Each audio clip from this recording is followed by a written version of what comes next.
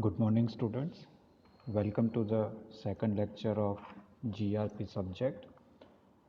So we are discussing right now good automated laboratory practices. In previous lecture, I gave you a brief introduction that what do you mean by LMS, Laboratory Information Management System, and what is the advantage of following GALP guidelines. So in nutshell, you can say that the GALP guidelines are given in order to ensure the authenticity and integrity of data. Now the question is which data we are talking about. So after each experiment, we are collecting a set of data, and this data we have to feed into LIMS, that is Laboratory Information Management System. Since nowadays we are working with automatic computer systems in pharmaceutical industry, there are various types of LIMS. It purely depends on what kind of software you are using and what kind of hardware you are using. But here in this picture you can see a very basic form of LIMS, that is Laboratory Information Management System. So basically what we are doing, that after each experiment we are recording a set of data, experimental data. A person who is responsible for operating LIMS will feed that particular data into a computer system which is a part of LIMS. This computer system have some sophisticated softwares, and these softwares will help you to process and analyze your experimental data. So in this picture you can see a kind of flow chart in LIMS, Laboratory Information Management System. Now today I am going to discuss about the role of quality assurance unit.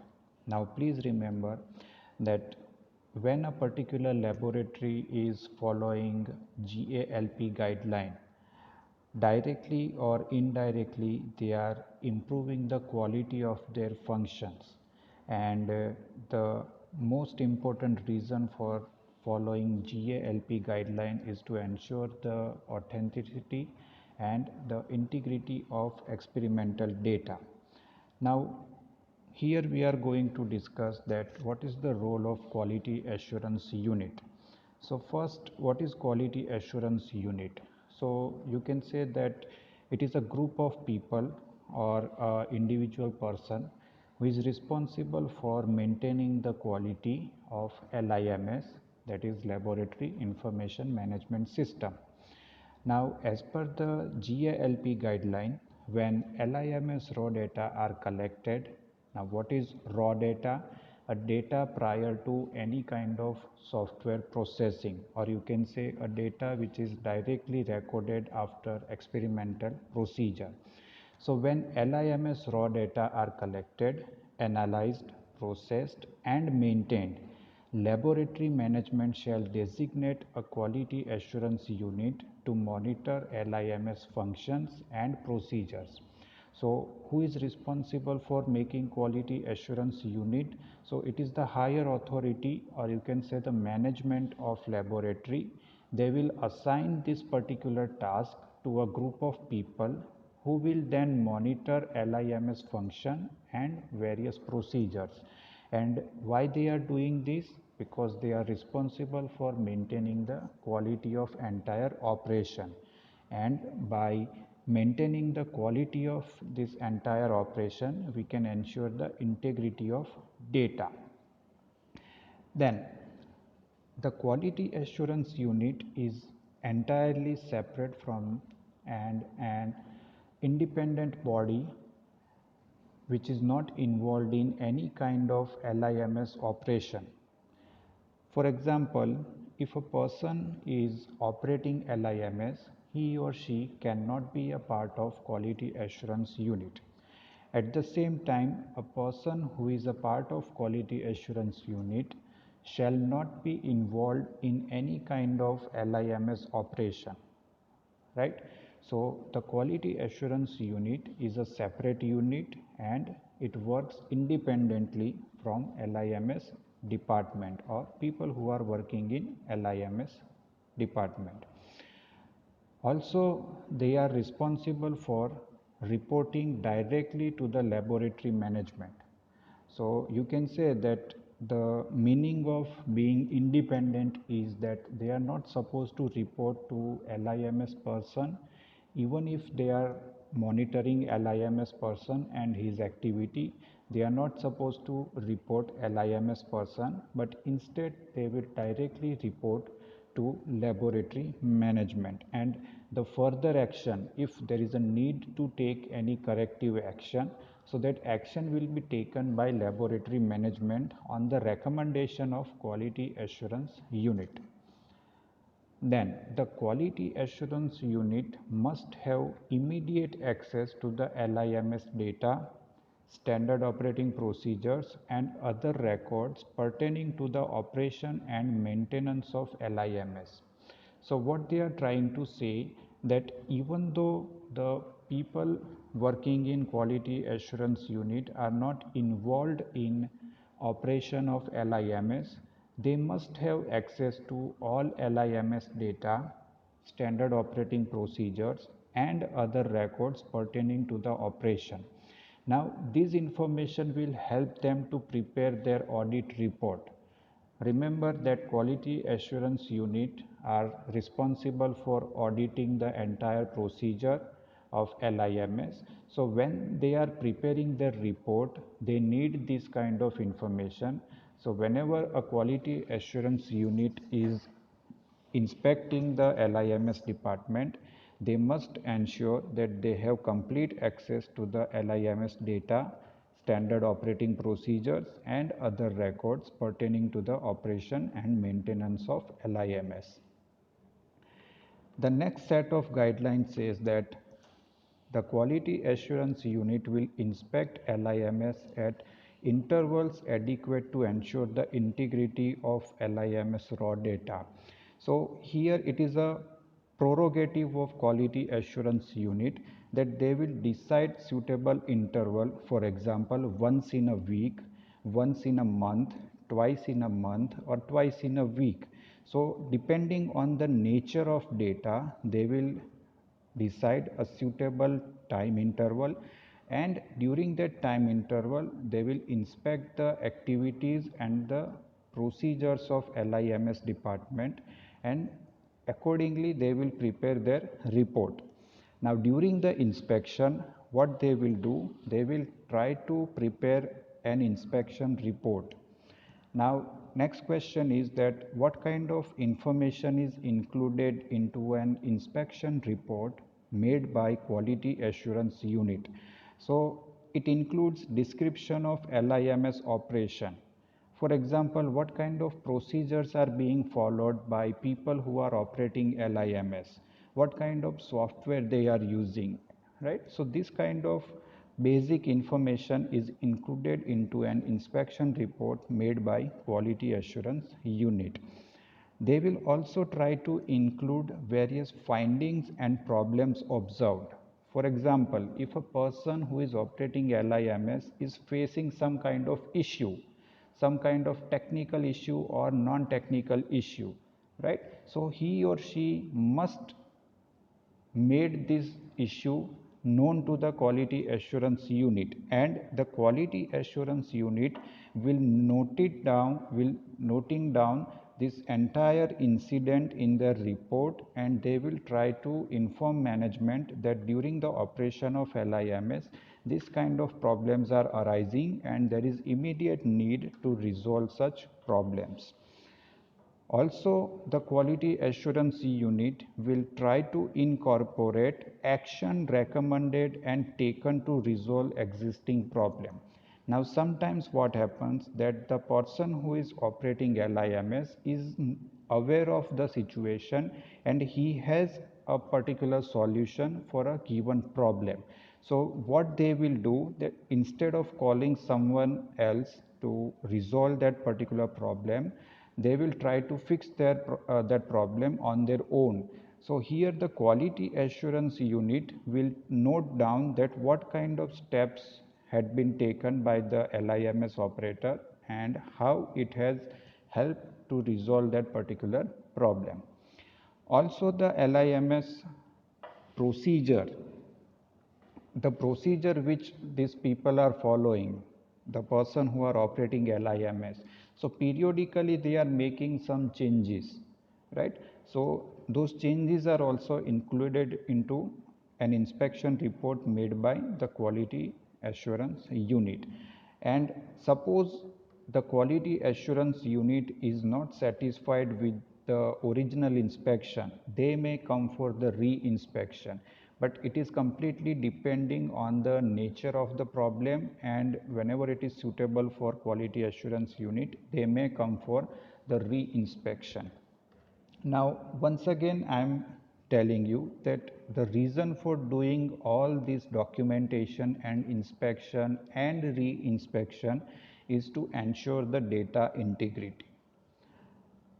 Next, the quality assurance unit will also check that nobody should deviate from the standard operating procedure. Now, in the beginning only, the quality assurance unit is providing approved standard operating procedures for the operation of LIMS. Now, it is the job of quality assurance unit to keep an eye on people who are operating LIMS that they should not deviate from the approved standard operating procedures, because then it would be a violation of good laboratory practice, or you can say good automated laboratory practice. So no one is allowed in a pharmaceutical industry or in a laboratory to deviate from the approved standard operating procedure, and this is a job of quality assurance unit to ensure that there is no deviation from the approved standard operating procedure. Suppose there is a need to change a standard operating procedure. If there is a need to make change in approved standard operating procedure, then the quality assurance unit would ensure that whether these people have proper authorization, whether the laboratory management has authorized them to make suitable changes or not, and if that is the case, if the people who are operating LIMS are authorized by laboratory management system to make change in an approved SOP, then the role of quality assurance unit would be to prepare a proper document which includes that what was the need for making this change in a priorly approved standard operating procedure. The next function of the quality assurance unit would be an audit. Now, as I said earlier, that audit is very important to ensure the data integrity. So it is a kind of inspection which we had discussed earlier. The last point says that the quality assurance unit will ensure that the responsibility and procedures applicable to the quality assurance unit, the records maintained by the quality assurance unit, and the method of indexing such records are documented and are maintained properly. So whenever you visit a particular quality assurance unit, you will see a lot of documentation. So in final point, what the guideline is suggesting, that whatever document these people are preparing or collecting, it should be maintained properly, so that whenever an inspection comes, whenever an audit comes from external agency, all documents are easily available and readily accessible. So that was all about the role of quality assurance unit. The next set of guidelines are given for LIMS raw data. Now first you have to understand that what is the meaning of raw data. So this is a set of data which you are collecting immediately after experimental procedure. So when we are collecting data immediately after experimental procedure, this data is very much original in nature. We haven't applied any computer software, or we haven't applied any other principle in order to process or analyze those data. So What is raw data? Raw data is the experimental data present in an original form. Now, what kind of guidelines we are supposed to follow? Suppose we are operating LIMS, or we are working in one of such laboratory where we are supposed to follow good automated laboratory practice. What kind of guidelines we are supposed to follow in case of handling of raw data? So the first point says that LIMS raw data and the storage media on which they reside are identified and documented. For example, suppose the size of data is not so large, then you can use your hard drive which are inbuilt in computer system. So we can use that storage media for recording or for storing our raw data. But suppose the size of data is very huge and the inbuilt memory is not capable to handle such large data, then we are supposed to use some online server. So it is a duty of a person who is operating LIMS that he or she must make proper documentation pertaining to the storage media, that whether they are storing them on a local hard drive or whether they are storing them on cloud based online server. So proper documentation is needed regarding to the storage of LIMS raw data. This documentation shall be included in the laboratory SOPs. So next time when we are supposed to prepare an approved standard operating procedure, we must mention that on which storage media we are supposed to store LIMS raw data.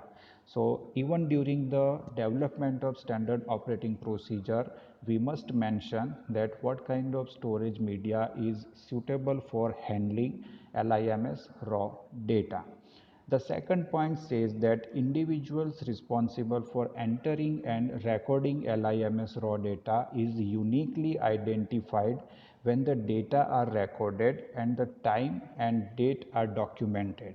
For example, a laboratory is working 24 by 7 and employees are working in different shifts. So we must have a proper system where we can track down.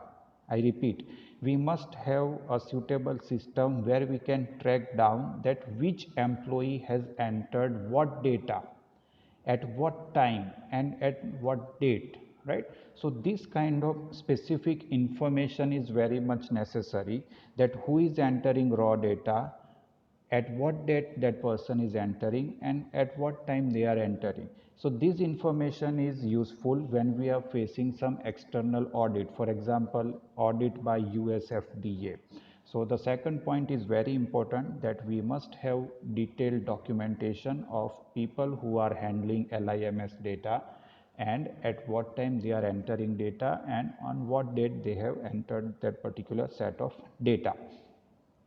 The next point says that the instrument transmitting LIMS raw data is uniquely identified when the data are recorded and the time and date are documented. Suppose you are working on a local area network, that is LAN, right? So in standard operating procedure or in quality assurance units documentation, you must name that particular instrument which you are using for transmitting LIMS raw data, right? So this information is also very crucial when we are facing some external audit, quality audit, for example USFDA inspection. The next set of guidelines says that the procedures and practice to verify the accuracy of LIMS raw data are documented and included in laboratories SOP, and it should be managed properly.